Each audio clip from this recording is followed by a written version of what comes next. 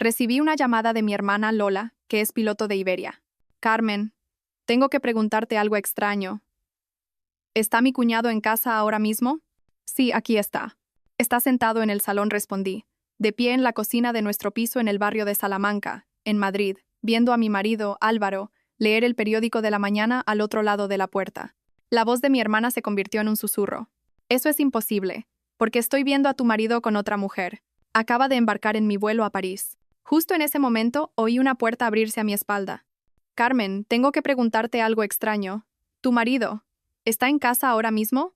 La voz de mi hermana Lola, procedente de la cabina del vuelo IB 3444 de Iberia, crepitaba al otro lado del teléfono. Yo estaba de pie en la cocina de nuestro apartamento en Madrid, mirando a mi marido, Álvaro, que leía Expansión más allá del umbral. Sí, respondí lentamente. Está sentado en el sofá del salón. El silencio que siguió me dio una sensación de que algo iba terriblemente mal. Justo antes de que Lola susurrara las palabras que hicieron añicos todo mi mundo. Eso es imposible, porque estoy viendo a tu marido con otra mujer. Acaba de embarcar en mi vuelo a París. Oí pasos a mi espalda. Álvaro entró en la cocina, con una taza de café en la mano. Me sonrió con la misma expresión que había llevado cada mañana durante los últimos 7 años. La taza de café que sostenía era la que yo le había regalado por su 40º cumpleaños. Letras negras sobre la cerámica blanca decían: el marido más corriente del mundo. Se había reído a carcajadas cuando abrió el regalo. Es perfecto, dijo, porque nunca confío en nadie que presume de ser el mejor en nada. Eso fue hace 3 años, en una época en la que su humor autocrítico aún me parecía encantador en lugar de calculado. ¿Quién es? ¿Tan temprano?, preguntó Álvaro, dirigiéndose a la cafetera para rellenarla. Su rutina de los sábados por la mañana era inalterable. Café, el diario Expansión, un desayuno ligero y luego un partido de squash a las 11, en su club deportivo de lujo en La Moraleja. Apreté más el teléfono. Podía oír la respiración de mi hermana por el altavoz. Estaba esperando que yo dijera algo, que reaccionara, que diera sentido a una situación que no tenía ninguno. Mi marido estaba a 2 metros de mí en nuestra cocina. Y al mismo tiempo mi marido estaba sentado en un asiento de clase business en el aeropuerto de Barajas con otra mujer. Es solo mi hermana, dije a duras penas, sorprendida de lo tranquila que sonaba mi voz. Llamada de control antes del vuelo. Álvaro asintió distraídamente, sirviéndose café con la mano izquierda mientras se desplazaba por su móvil con la derecha. Dale recuerdos a Lola. Deberíamos usar esos billetes con descuento para empleados de los que siempre habla. La ironía de sus palabras me revolvió el estómago. Lo observé moverse por la cocina con la facilidad y familiaridad de alguien que pertenece a este lugar, los patrones forjados por 7 años de matrimonio. ¿Dónde guardamos el azúcar? ¿Cómo le gusta el café? La forma en que siempre se apoya en la encimera en lugar de sentarse en la barra de desayuno. Lola, te llamo luego, dije en voz baja. Carmen, espera. Tengo que decirte algo. Había una urgencia en su voz, la misma que tuvo hace 3 años cuando me llamó para decirme que nuestro padre había tenido un infarto.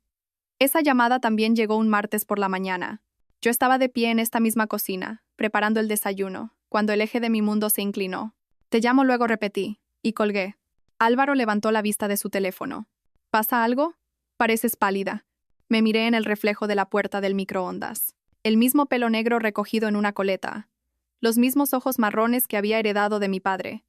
El mismo rostro que me había mirado cada mañana durante los últimos 37 años. Pero las palabras de mi hermana habían cambiado algo fundamental.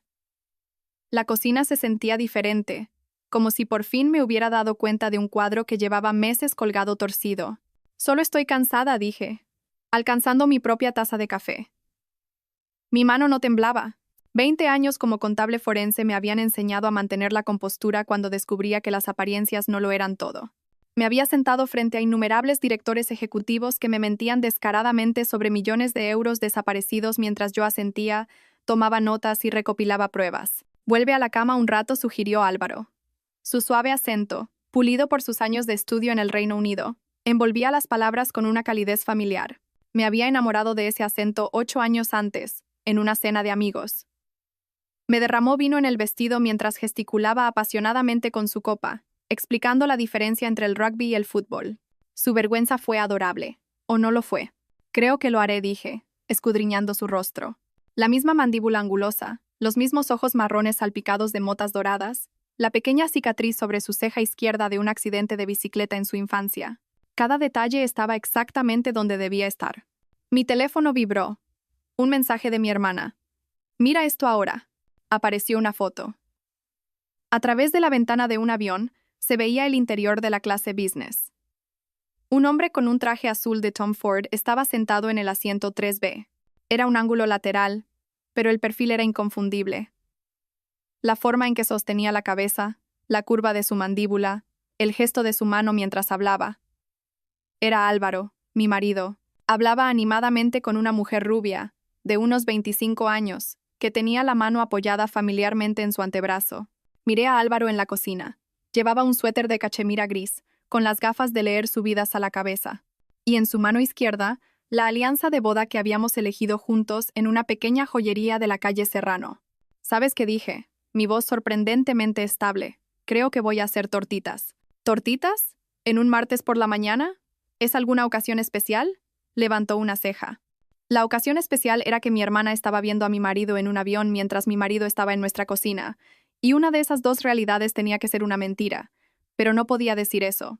Todavía no. No hasta que entendiera lo que estaba pasando.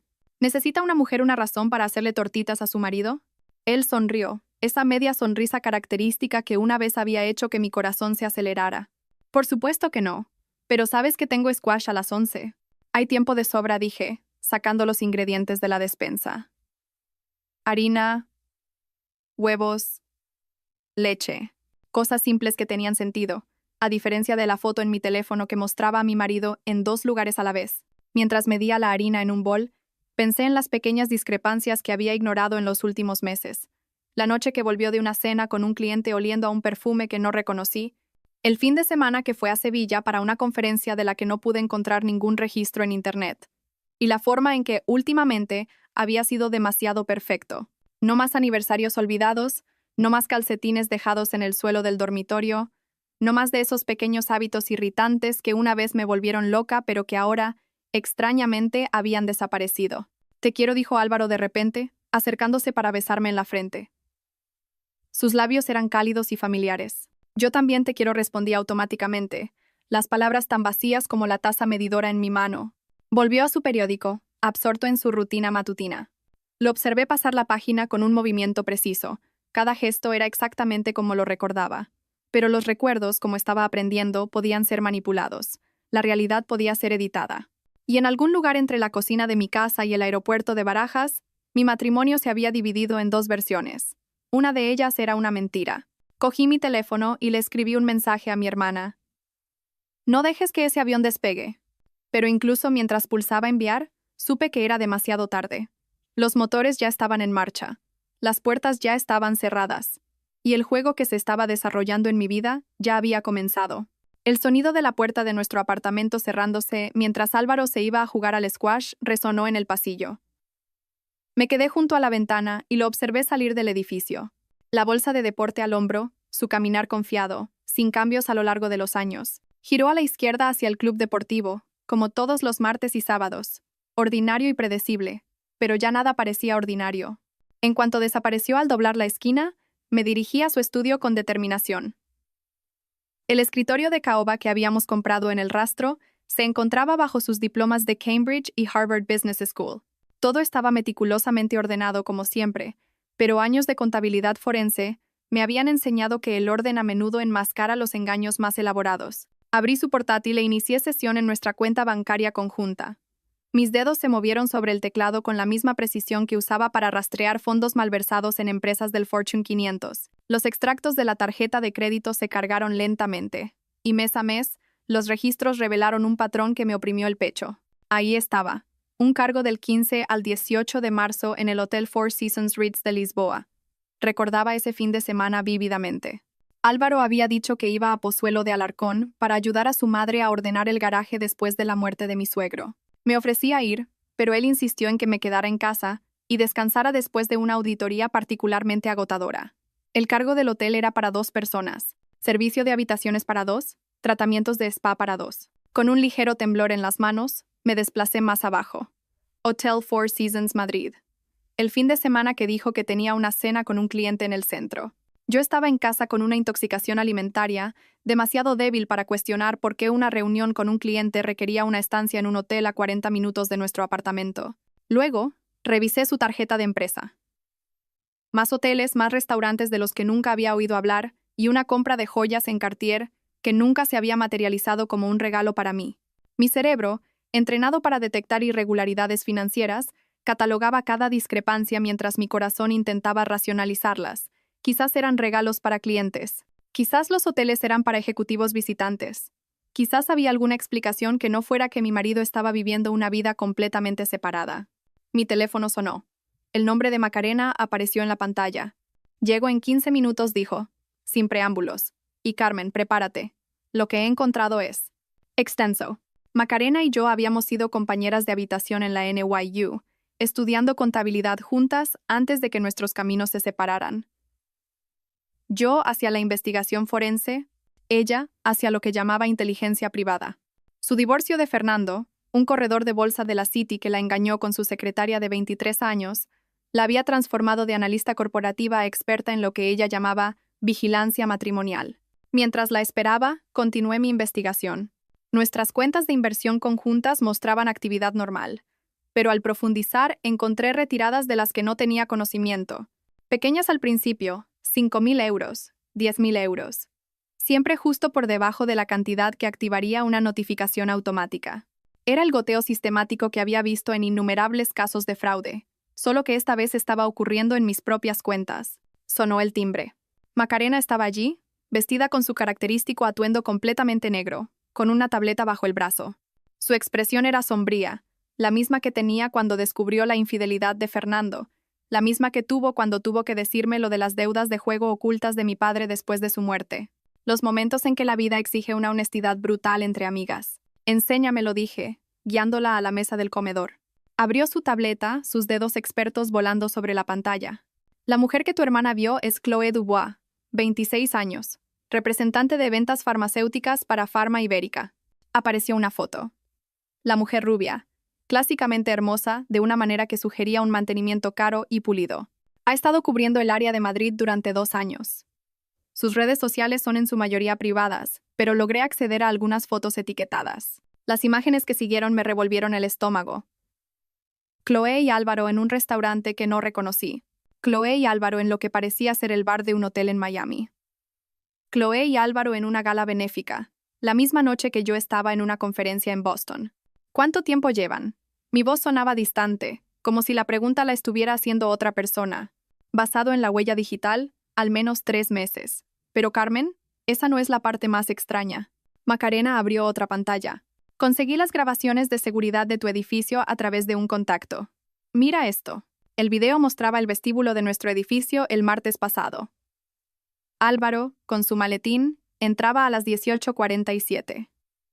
La marca de tiempo coincidía con su llegada a casa del trabajo. Todo parecía normal, hasta que Macarena amplió el video. Mira la sombra, dijo. Está en un ángulo equivocado. Y parpadea sutilmente cuando pasa bajo el candelabro. Es imperceptible para un observador casual, pero para alguien que busca engaños es evidente. Es un deepfake, explicó Macarena.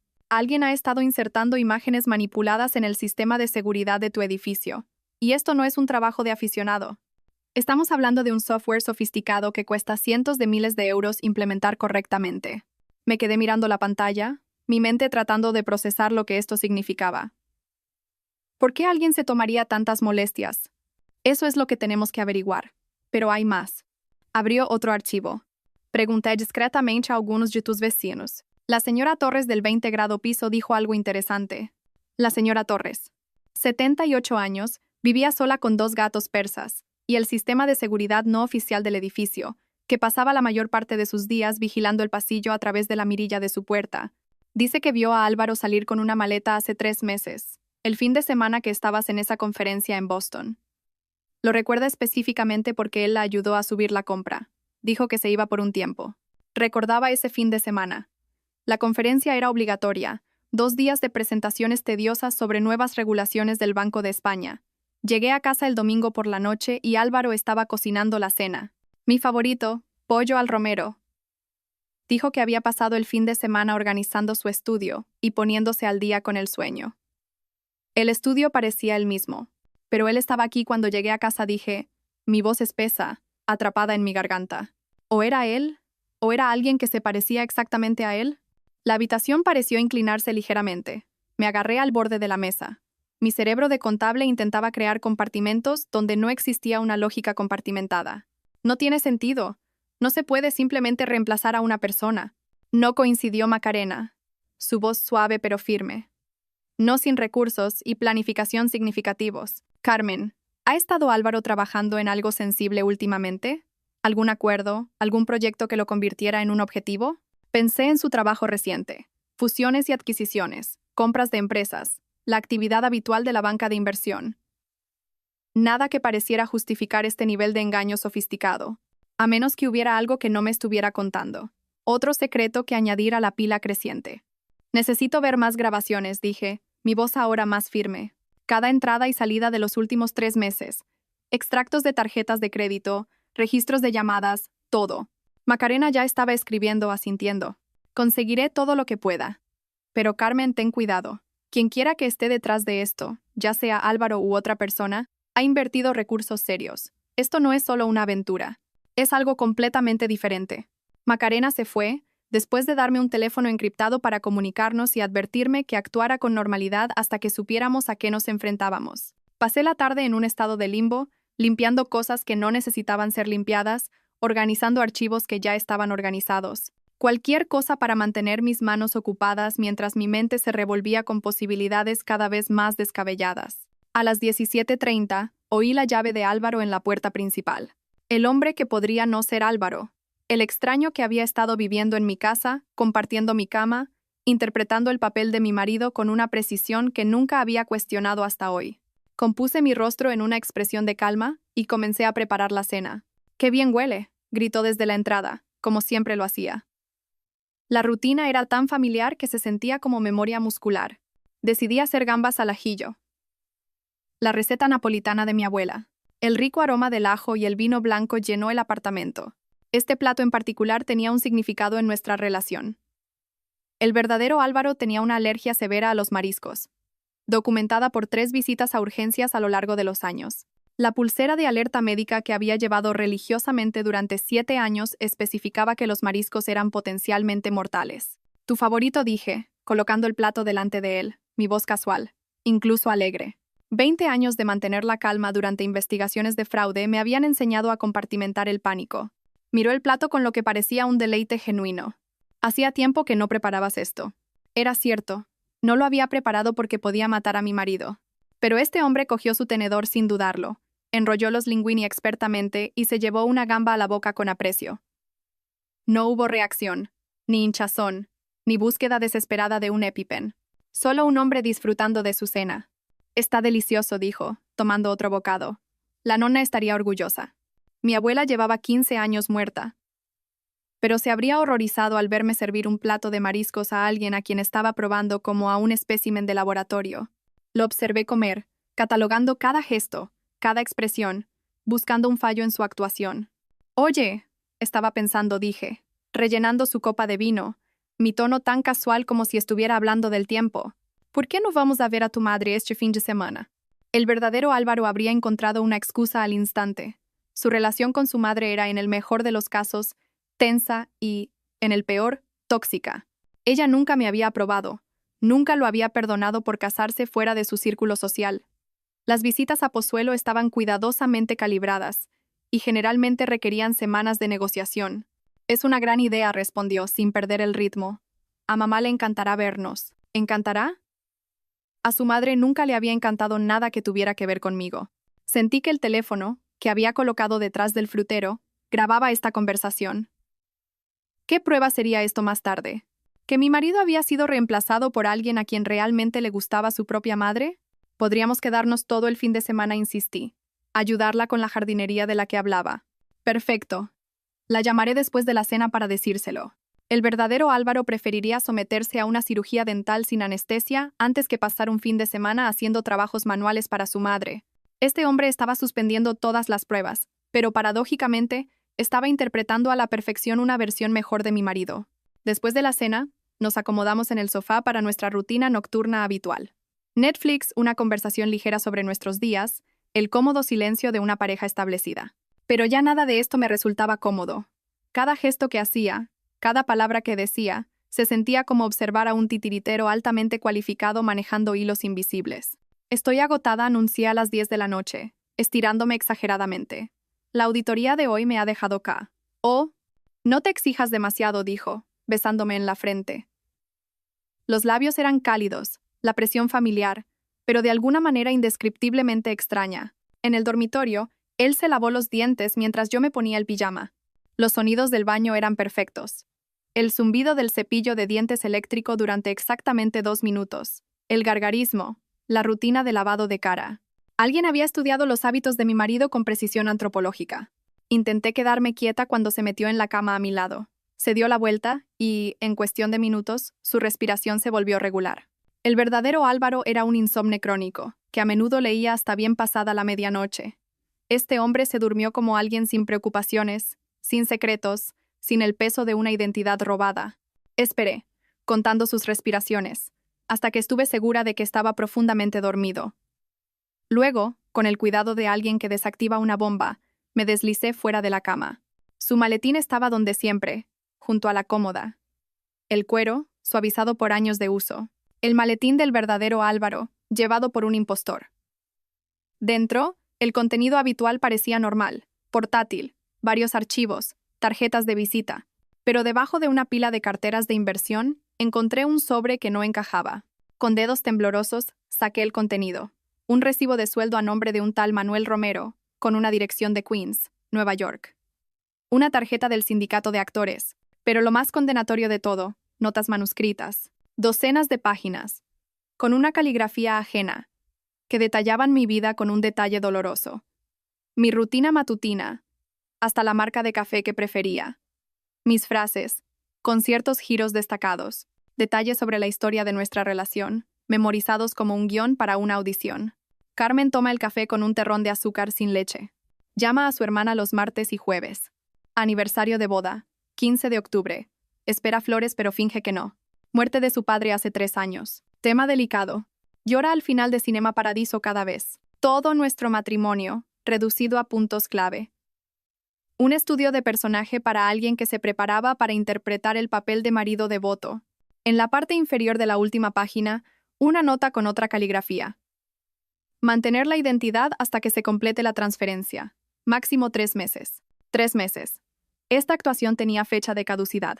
Volví a meter los papeles en el maletín de Manuel Romero, con las manos temblando.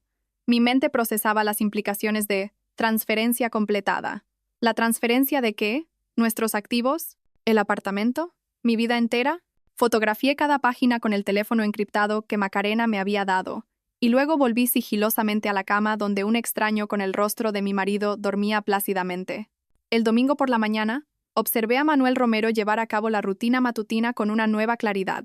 Cada gesto estudiado, cada palabra cuidadosamente elegida. Cuando dijo que tenía que ir al gimnasio, fingí una crisis urgente de un cliente en la oficina que requería mi atención inmediata. Me despidió con un gesto, apenas levantando la vista de su tableta, con la indiferencia de alguien cuya mente ya estaba en otro lugar. El domingo por la mañana, mi edificio de oficinas estaba vacío. Solo los guardias de seguridad y los fantasmas del crimen financiero. Me encerré en mi despacho de la esquina, con vistas a la Castellana, y abrí mi portátil con la determinación de alguien a punto de realizar una cirugía en su propia vida. El software de contabilidad forense que usaba para rastrear fraudes corporativos ahora diseccionaría mis finanzas personales. Empecé con la cuenta de ahorros conjunta. Los últimos 3 meses revelaron un patrón sutil que habría pasado por alto si no hubiera estado buscando específicamente un robo. Transferencias de 9.999 euros, justo por debajo del umbral de 10.000 euros para la notificación obligatoria al Banco de España, movidas a una cuenta que no reconocí. El banco receptor estaba en las Islas Caimán, un paraíso fiscal notorio por sus leyes de privacidad y su resistencia a las investigaciones internacionales. Cada transferencia había sido autorizada con las credenciales de mi marido en momentos en que Manuel Romero había estado sentado frente a mí en la cena o durmiendo en la cama a mi lado. El verdadero Álvaro había estado vaciando sistemáticamente nuestras cuentas mientras un actor contratado me engañaba con una actuación de felicidad doméstica perfecta. Rastreé el dinero a través de un laberinto de empresas fantasma, cada una registrada en una jurisdicción diferente, cada una llevando a otro callejón sin salida. LuxCorp International en las Caimán, Meridian Holdings en Panamá, Apex Investments en Chipre, Era una estructura corporativa diseñada para blanquear fondos y ocultar activos de gente como yo. El rastro se enfrió en un banco suizo, donde las leyes de privacidad son legendarias. 15 años de ahorros, inversiones y una planificación financiera cuidadosa se estaban desvaneciendo en una cuenta anónima que podía ver, pero no tocar. La escala del robo era nauseabunda. 300.000 euros de nuestra cartera de inversiones, 450.000 euros de una línea de crédito sobre la vivienda que nunca habíamos usado, otros 225.000 euros de varias cuentas de jubilación, retirados en forma de préstamos que no activarían alarmas inmediatas. Casi 1 millón de euros, drenados sistemáticamente mientras yo dormía junto a un extraño que había memorizado mis preferencias de café. Pero el dinero era solo el principio. Cuando accedí a mi base de datos de clientes profesionales, descubrí algo mucho más siniestro. Los registros de inicio de sesión mostraban acceso desde direcciones IP que no reconocí. Se habían descargado datos financieros sensibles de 3 importantes auditorías corporativas que había realizado. Esa información, en las manos equivocadas, podría facilitar cientos de millones en operaciones con información privilegiada. Busqué el perfil de Chloé Dubois. Representante de ventas farmacéuticas, ahora parecía una tapadera. Su LinkedIn mostraba conexiones con varios gestores de fondos de cobertura, del tipo que opera en la zona gris legal, y no es demasiado exigente con sus fuentes de información.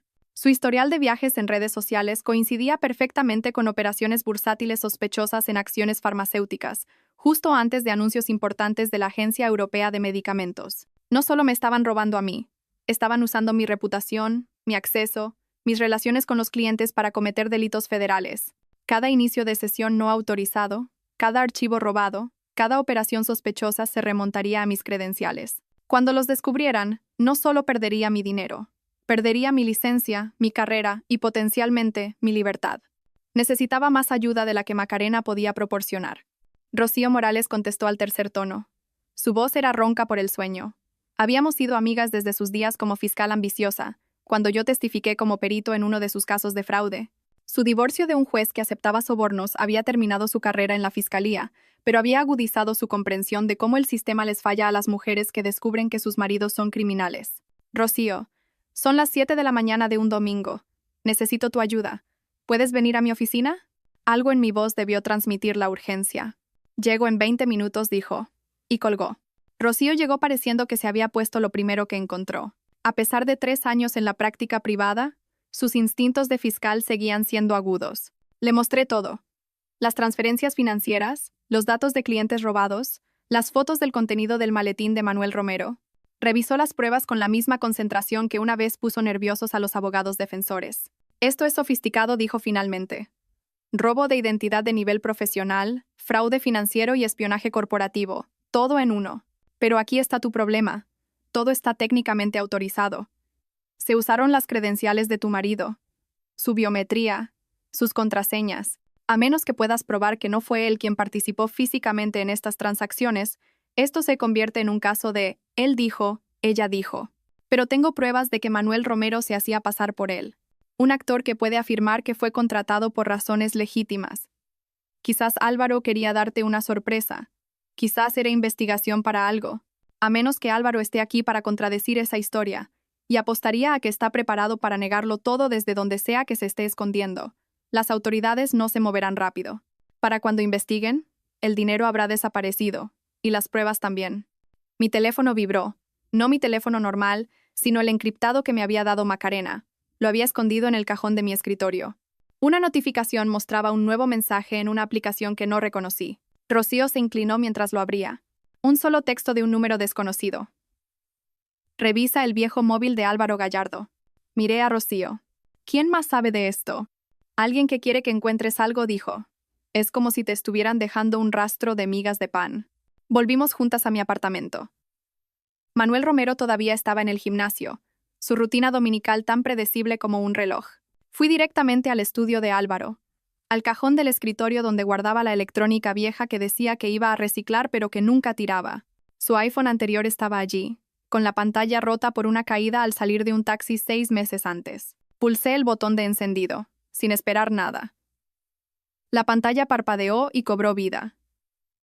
La batería estaba al 5%, pero estaba viva, y durante los meses en que se suponía que estaba roto, había estado recibiendo mensajes. Con dedos temblorosos abrí los mensajes. Había una conversación con Chloé Dubois que se remontaba a 8 meses. Planes, fotos y un detalle que me heló la sangre. Mi mujer no sospecha nada. Romero es perfecto. Había escrito Álvaro 3 meses antes. Para cuando se dé cuenta, seremos intocables. El mensaje más reciente había llegado ayer. Últimos detalles en nuestro sitio habitual en París mañana, y luego desaparecemos para siempre. Rocío miró la pantalla del teléfono, su mente de fiscal ya construyendo el caso. Mañana es lunes. Si planean finalizar todo, tenemos que movernos esta noche. Sentí que algo cambiaba dentro de mí. El miedo y la confusión se solidificaron en una fría determinación. La misma concentración que me había ayudado a desentrañar esquemas de fraude multimillonarios ahora protegería lo que quedaba de mi vida. Le entregué el teléfono a Rocío y volví a mi portátil con un nuevo propósito. ¿Qué estás haciendo?, preguntó Rocío. Poniendo una trampa. Álvaro puede haber robado mi dinero, pero olvidó que yo soy la que sabe cómo rastrearlo. Mis dedos volaron sobre el teclado, creando algo hermoso en su simplicidad. Un virus financiero, disfrazado como un documento de inversión rutinario que aparecería en nuestro almacenamiento en la nube compartido. El código era elegante, diseñado para activarse en el momento en que alguien accediera a nuestras cuentas conjuntas desde una dirección IP extranjera. Una vez activado, congelaría todas las transacciones, bloquearía todas las cuentas asociadas y, simultáneamente, alertaría a los investigadores federales sobre la actividad sospechosa. ¿Es eso legal?, preguntó Rocío mirando por encima de mi hombro. Son mis cuentas. Estoy protegiendo mis activos del robo. Es perfectamente legal. Incrusté el virus en archivos llamados Revisión de Inversiones 3 y Documentos Fiscales 2024. La arrogancia de Álvaro sería su perdición. Contaba con que yo no me diera cuenta o, si lo hacía, que no pudiera probarlo. La sonrisa de Manuel Romero no vaciló, pero vi un destello de pánico en sus ojos. Nunca habíamos estado en Astoria. El verdadero Álvaro y yo habíamos ido a Santorini, no a la ficticia Astoria, en nuestra luna de miel, pero Manuel Romero no lo sabía. Astoria, repitió ganando tiempo. Esa pequeña taberna donde bailamos hasta el amanecer. Dijiste que fue la noche más romántica de tu vida. Rocío, reconociendo la prueba que estaba administrando, observó nuestro intercambio como un partido de tenis. La mandíbula de Manuel se tensó casi imperceptiblemente. Claro que sí, dijo finalmente, aunque creo que está cerrada por reformas. Una mentira descarada para cubrir su ignorancia. El lugar que describí no existía. Sonreí cálidamente, interpretando el papel de esposa devota mientras catalogaba otra grieta en su actuación. Probablemente tengas razón. Pidamos comida tailandesa. Un suspiro de alivio se escapó de sus hombros. Rocío se fue con las pruebas.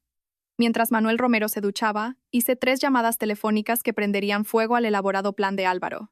La primera fue a Robert Steinberg, CEO de Steinberg Industries, y el mayor cliente de Álvaro. Mantuve mi tono conversacional, preocupada pero no alarmada. Robert, siento mucho molestarte un domingo, pero estaba revisando algunas cuentas, y noté una actividad un poco inusual en la cartera de inversiones de tu empresa. Nada grave, probablemente solo un error administrativo, pero quizás quieras que tu equipo lo revise. La semilla de la duda estaba plantada, regada con suficiente preocupación para desencadenar una auditoría interna que encontraría las discrepancias que llevaban al acceso no autorizado de Álvaro. La segunda llamada fue a Jennifer en Phoenix Capital. Mismo enfoque, diferente ángulo. Una transferencia que no encaja con su patrón habitual. Es muy extraño. Probablemente no sea nada, pero vale la pena comprobarlo. La tercera fue a David Martínez de Meridian Financial. Para el lunes por la mañana, 3 grandes empresas descubrirían una brecha de seguridad que se remontaba a las credenciales asociadas con Álvaro Gallardo. Mientras terminaba la tercera llamada, mi teléfono sonó. El identificador de llamadas mostraba la residencia de ancianos de mi madre en las afueras de Segovia. Mi corazón dio un vuelco. Una llamada un domingo por la tarde generalmente significaba una emergencia. Sra. Gallardo era la voz de Nancy, la directora del centro. Su madre está bien, pero está bastante agitada. Insiste en que alguien está mintiendo sobre la visita de su marido. Voy para hola. El viaje a Segovia duró 90 minutos. Manuel Romero creía que estaba manejando una crisis con la medicación de mi madre. El centro estaba enclavado entre árboles que apenas comenzaban a dorarse, un lugar tranquilo para que la gente viviera el último capítulo de su vida. La habitación de mi madre daba al jardín, cada superficie cubierta de fotografías, sus recuerdos hechos tangibles. Carmen dijo, agarrando mi mano en cuanto entré, su agarre sorprendentemente fuerte para sus 82 años. Esa mujer está mintiendo. Le dije que Álvaro vino el mes pasado, y ella dice que no hay registro. Nancy estaba en la esquina, con una expresión de disculpa. No está en el libro de visitas. Pero la señora Gallardo insiste. La demencia de mi madre la convertía en un testigo poco fiable en la mayoría de las circunstancias, pero tenía momentos de una lucidez asombrosa, especialmente sobre eventos recientes. Cuéntame sobre la visita, mamá. Vino un jueves. Recuerdo que era día de pudín. Me preguntó sobre el seguro de vida de tu padre. Quería saber si había alguna otra póliza además de la que tú conocías. Así que le conté la de Northwestern Mutual, la que tu padre nunca te contó. Álvaro dijo que quería asegurarse de que estuvieras protegida. La sangre se me heló. Había otra póliza, una que solo descubrí después de la muerte de mi padre, 500,000 euros que se destinaron a pagar el cuidado de mi madre. Muy pocas personas sabían de su existencia. ¿Preguntó algo más? La caja de seguridad. Quería saber en qué banco estaba, qué había dentro. Le conté la colección de monedas de tu padre, las que él pensaba que algún día valdrían algo. Besé a mi madre en la frente. Le prometí volver pronto y salí al pasillo con Nancy. Necesito ver las grabaciones de seguridad del último mes. Todos los jueves. Nancy abrió los archivos en su tableta. Recorrimos semanas de metraje. Residentes yendo y viniendo.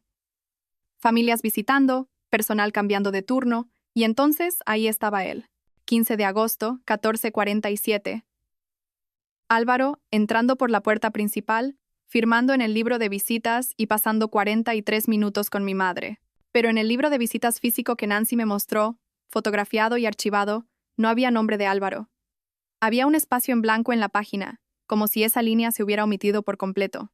Pero él firmó, dijo Nancy, perpleja. Lo vi hacerlo. Alguien había alterado digitalmente la imagen archivada, eliminando su firma con precisión quirúrgica, pero no había pensado en comprobar las grabaciones de seguridad.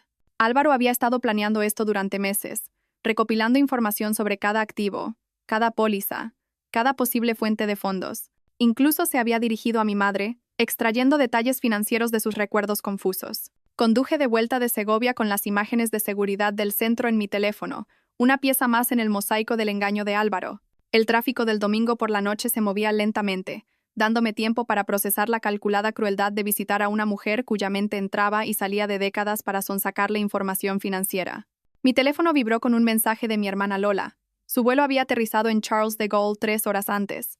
Las fotos adjuntas hicieron que mis nudillos se pusieran blancos en el volante. Álvaro y la chica, Chloé, en un mostrador de cambio de divisas del aeropuerto, su mano descansando familiarmente en la parte baja de su espalda. Otra foto los mostraba subiendo a un taxi, la cabeza de Chloé apoyada en su hombro, ambos riendo por algo en su teléfono. La marca de tiempo indicaba las 16:47. La siguiente foto me robó el aliento momentáneamente. Estaban en el mostrador de recepción del Hotel Lancaster en los Campos Elíseos, un lugar donde las habitaciones cuestan a partir de 800 euros la noche. Chloé llevaba una pulsera de diamantes que reconocí, la misma que Álvaro supuestamente había comprado para el 70 cumpleaños de su madre 6 meses antes. El lenguaje corporal entre ellos hablaba de una cómoda familiaridad, del tipo que se forja a lo largo de años, no de meses. La forma en que ella le ajustaba el cuello de la camisa, la forma en que él la guiaba por el vestíbulo con la confianza de la posesión. Esto no era una aventura reciente. Era una relación que quizás era anterior a todo nuestro matrimonio. Entré en el garaje de nuestro edificio a las 20:30. Manuel Romero estaba paseando nerviosamente cerca de los ascensores, con el teléfono pegado a la oreja. Al verme, su rostro se compuso en una máscara de preocupación. Pero no podía ocultar la ansiedad subyacente. Ahí estás, dijo, terminando la llamada abruptamente. Estaba preocupado. ¿Cómo está tu madre? Bien. Solo confundida por unos viejos papeles financieros. Lo observé procesar esto. Vi una ligera relajación en sus hombros cuando no di más detalles. De vuelta en el apartamento, tomé una decisión que podría revelar todo o destruir cualquier posibilidad de justicia. Sentada frente a Manuel Romero en la mesa del comedor, saqué mi teléfono, deliberadamente casual. ¿Sabes? Estaba pensando, dije, pasando las páginas de un calendario. Nuestro aniversario es el mes que viene. 8 años desde esa cena en la que nos conocimos. Manuel Romero asintió, su entrenamiento actoral manteniendo su expresión neutral, a pesar del hecho de que Álvaro y yo llevábamos casados 7 años, no 8. Otra prueba fallida. Quiero hacer algo especial. Una fiesta sorpresa el martes por la mañana, antes de que abra la bolsa. Invitar a tus colegas de la oficina, tus clientes más importantes. Les enseñamos el apartamento, servimos champán y esos pasteles de esa pastelería francesa que tanto te gusta. Sus ojos parpadearon con confusión. ¿Es un momento un poco extraño para una fiesta? ¿Un martes por la mañana? Siempre lo has dicho, los mejores negocios se cierran antes del desayuno. Además, será memorable. Diferente. Lo organizaré todo, dije, abriendo mis contactos, mi voz entusiasta. Solo tienes que enviar las invitaciones esta noche. Haz que suene muy exclusivo y urgente, que no se lo pueden perder. Manuel Romero dudó, claramente tratando de determinar si esto era parte de su guión o algo inesperado. Pero negarse sería romper el personaje, y mantener su tapadera era primordial. Si es lo que quieres, dijo finalmente. Perfecto. Envíalas ahora, mientras preparo la cena. Quiero ver llegar las respuestas. Lo observé redactar los mensajes en su teléfono, sus dedos moviéndose con renuencia sobre la pantalla. Colegas de banca de inversión, clientes clave, personas cuya presencia sería imposible de explicar cuando los agentes federales llegaran. En cuestión de minutos, las respuestas comenzaron a llegar.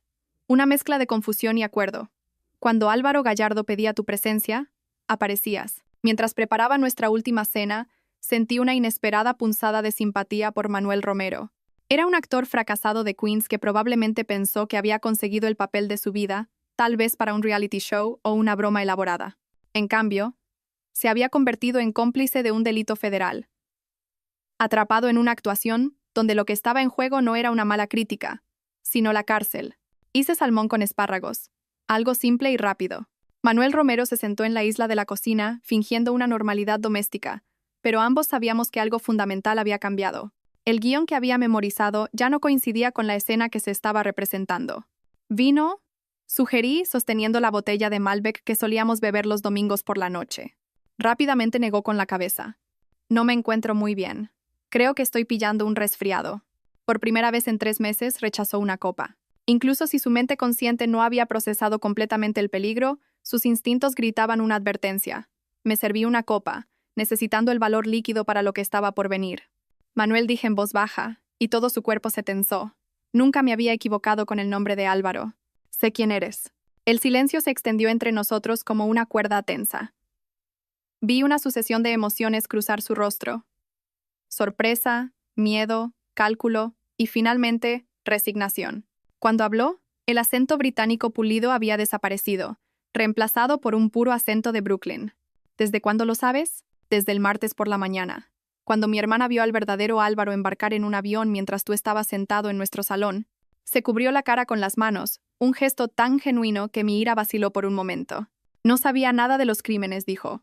Me dijo que estaban separados, que necesitaba a alguien para cuidar la casa, mantener las apariencias por razones de negocios. Me ofreció $20,000 en efectivo por 3 meses de fingir ser él. Era extraño, pero pensé que era legal. ¿De verdad lo creíste? Quería creerlo, su voz se quebró ligeramente. Llevo 15 años haciendo audiciones, sirviendo mesas, conduciendo camiones de reparto, viendo a actores más jóvenes conseguir los papeles que yo quería. Y entonces aparece este tipo y me ofrece un papel con más dinero del que he visto en mi vida. No podía permitirme hacer preguntas. Mi teléfono vibró con un mensaje de Rocío. La fiscalía se mueve mañana por la mañana. Todo está listo. Miré a Manuel Romero, este extraño que había dormido en mi cama, comido en mi mesa, participado en el engaño que había destrozado mi vida. Pero sentado frente a él ahora, viendo la derrota que pesaba sobre sus hombros, reconocí a otra víctima de la manipulación de Álvaro. Mañana por la mañana, los agentes federales van a registrar este apartamento. La gente que invitaste estará aquí para presenciarlo. Puedes ser arrestado como cómplice o puedes cooperar como testigo. Tu elección. Testigo, dijo al instante. Dios mío, testigo. Tengo papeles, grabaciones.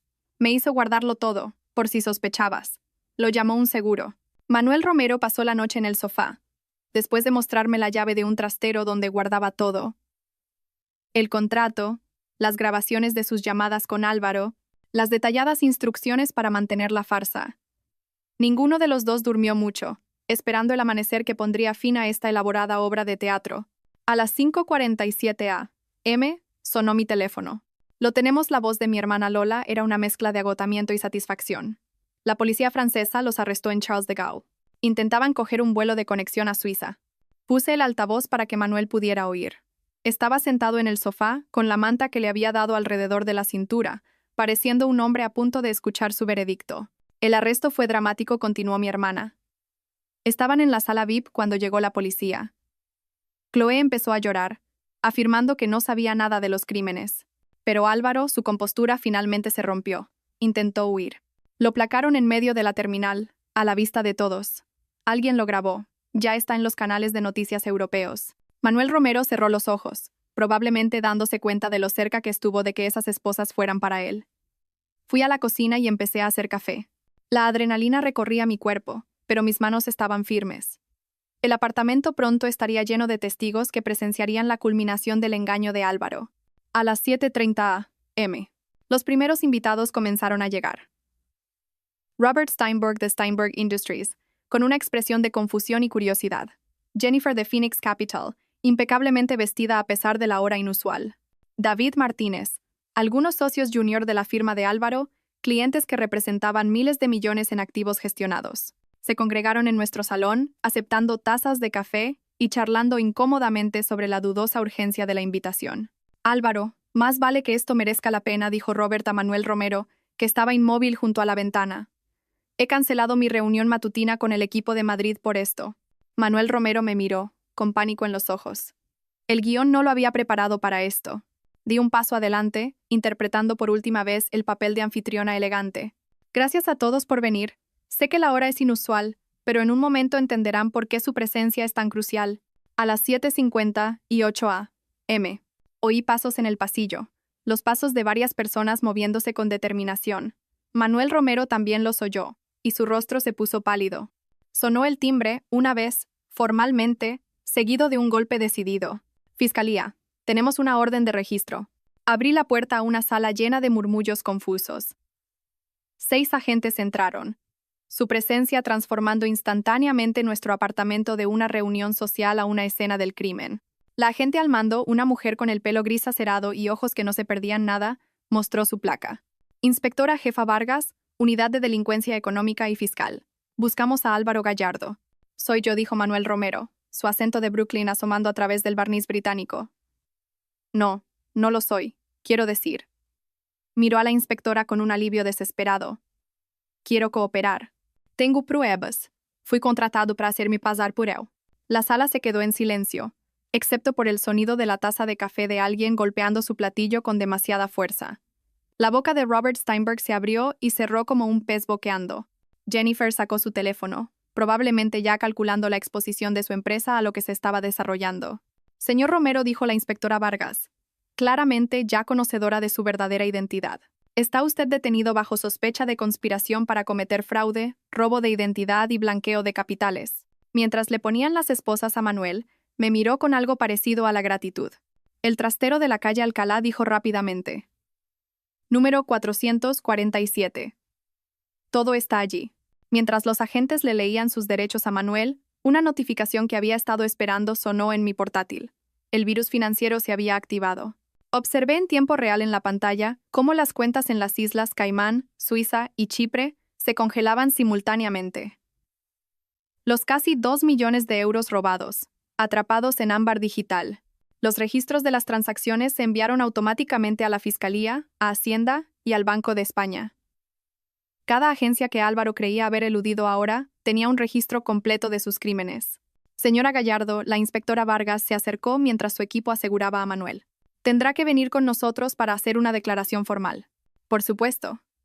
Pero primero, estas personas merecen saber por qué están aquí. Cogí mi teléfono y encontré la grabación de la llamada de mi hermana Lola del martes por la mañana. Su voz, clara y profesional, llenó la sala. Carmen, tengo que preguntarte algo extraño. ¿Está tu marido en casa ahora mismo? La grabación reprodujo los primeros momentos del descubrimiento. Los ejecutivos reunidos escucharon, sus rostros mostrando una comprensión creciente. No estaban allí para una fiesta de aniversario. Estaban presenciando el desenlace de un fraude masivo que podría haber destruido sus empresas. Damas y caballeros, dijo la inspectora Vargas a la sala mientras su equipo trabajaba. Álvaro Gallardo ha estado utilizando la información obtenida a través del trabajo de contabilidad forense de su esposa para robar secretos corporativos y facilitar operaciones con información privilegiada. El hombre con el que han estado tratando durante los últimos 3 meses es el señor Romero, contratado para mantener la ilusión mientras el verdadero Álvaro Gallardo intentaba huir con los activos robados. David Martínez se desplomó en nuestro sofá, calculando las pérdidas de su empresa. Jennifer ya estaba al teléfono con su departamento legal. Pero Robert Steinberg se acercó a mí, su expresión cambiando de shock a algo parecido a la admiración. Lo descubriste. Planeaste todo esto. Asentí cansada. Contaba con que no me diera cuenta, o que no pudiera probarlo si lo hacía. La anomalía en la auditoría que mencioné el domingo era real. Sus sistemas han sido comprometidos, pero ahora la fiscalía tiene todo lo que necesita para rastrear exactamente qué se robó y cómo. El teléfono de la inspectora Vargas sonó. Lo contestó, escuchó y luego me miró. Las autoridades francesas confirman que tienen bajo custodia a Álvaro Gallardo y a Chloé Dubois. Serán extraditados para ser juzgados aquí. El apartamento, que había sido nuestro hogar, nuestro santuario, era ahora una escena del crimen. Los agentes fotografiaban todo, recogían pruebas, trataban nuestras vidas como piezas de un caso federal. Los testigos reunidos se fueron marchando poco a poco, cada uno deteniéndose para ofrecer una torpe palabra de consuelo o una confusa felicitación. Cuando el último agente se preparaba para irse, la inspectora Vargas me dio su tarjeta.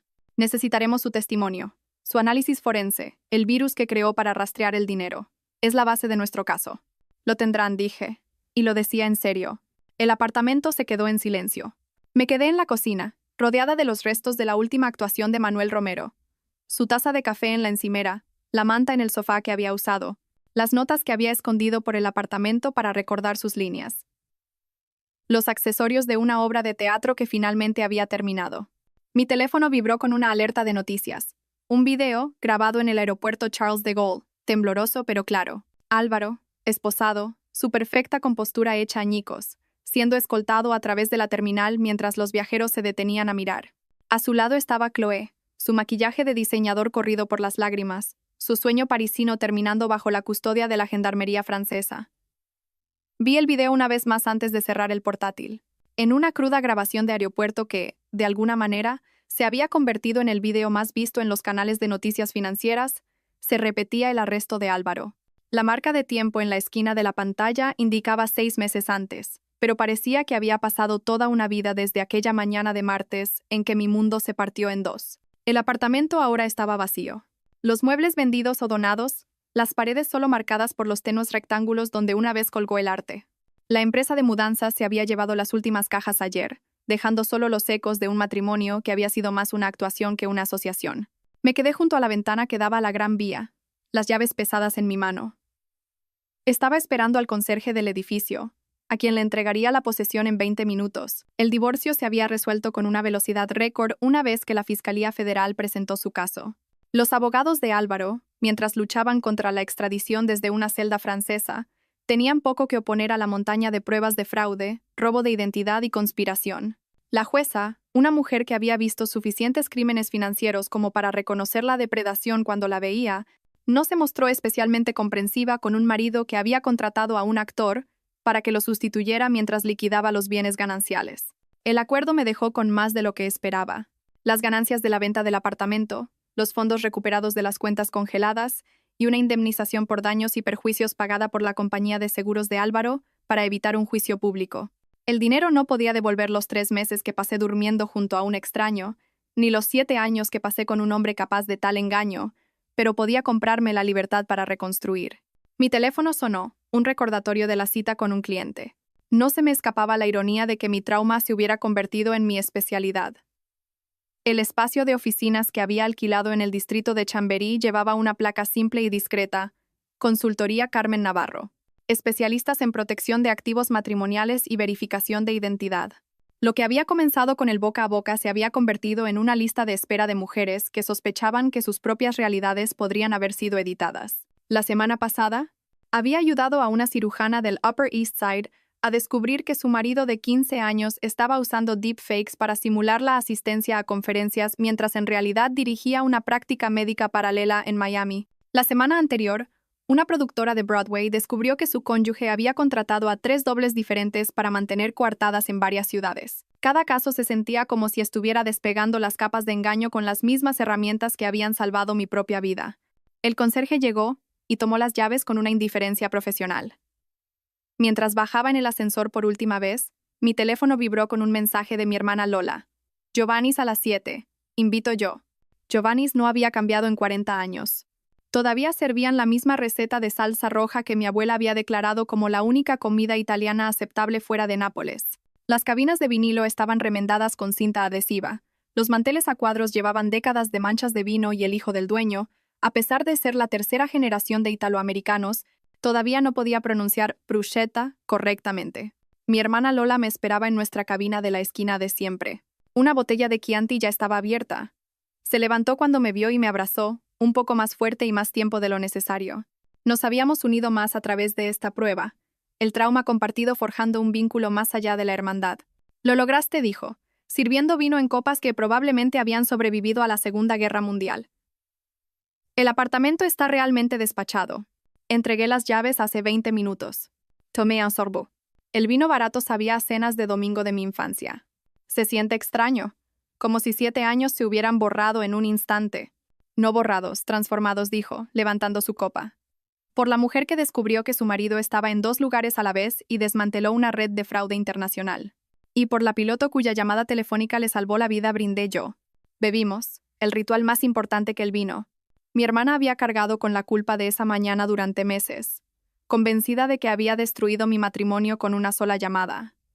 Intenté explicarle que ella había revelado la destrucción, no la había causado, pero la culpa del superviviente no responde bien a la lógica. Tengo algo para ti, dijo, sacando un sobre de su bolso. Llegó a mi casa ayer, dirigido a ti, a mi cuidado. La dirección del remitente era de Dayton, Ohio. La letra era de Manuel Romero, cuidada y precisa.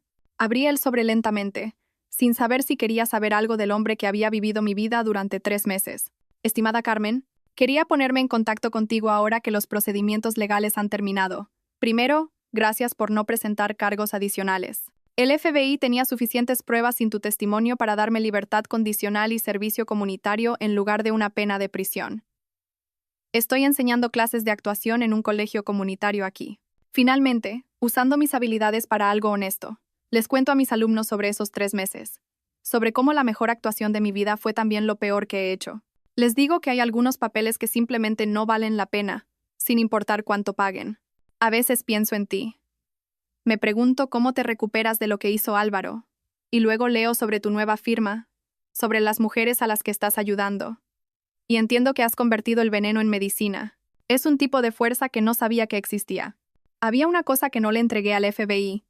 Una foto tuya de la boda, que estaba en las notas de instrucción de Álvaro. Parecías genuinamente feliz. Lamento el papel que jugué en quitarte eso. Espero que algún día encuentres algo real para reemplazar lo que te robaron. Con sincero arrepentimiento y genuina admiración, Manuel Romero. Dentro de la carta, doblada, había una foto. Álvaro y yo cortando el pastel de bodas, ambos riendo por algo fuera de cámara. Escudriñé a mi yo más joven, tratando de recordar que había sido tan divertido como para provocar una alegría tan genuina. El recuerdo no llegó. Suena como si realmente lo sintiera, dijo mi hermana, leyendo por encima de mi hombro. Él también fue una víctima, en cierto modo. Álvaro arruinó la vida de muchas personas con dinero, que ahora está congelado bajo custodia federal. Volví a meter la foto en el sobre. Manuel solo tuvo la mala suerte de estar lo suficientemente desesperado como para aceptar el papel. Pedimos lo de siempre. Yo, pasta alla arrabbiata. Mi hermana, linguine alle vongole. Y suficiente pan de ajo como para preocupar a un cardiólogo. Los sabores familiares se sentían como un ancla, una continuidad en una vida que había sido completamente reinventada. ¿Y ahora qué?, preguntó mi hermana, girando su pasta con una habilidad experta.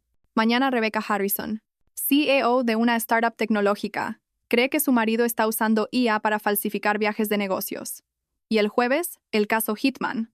No, no me refiero al trabajo. Me refiero a ti. Consideré la pregunta, dejándola reposar entre nosotras como otro invitado a la cena. 6 meses antes, habría pensado que mi futuro estaba trazado en una cómoda previsibilidad. Ahora, a los 37, era soltera, exitosa en un campo que había creado. Y, más allá de la próxima cita con un cliente, todo era incierto. No lo sé, admití, sorprendida por mi propia honestidad.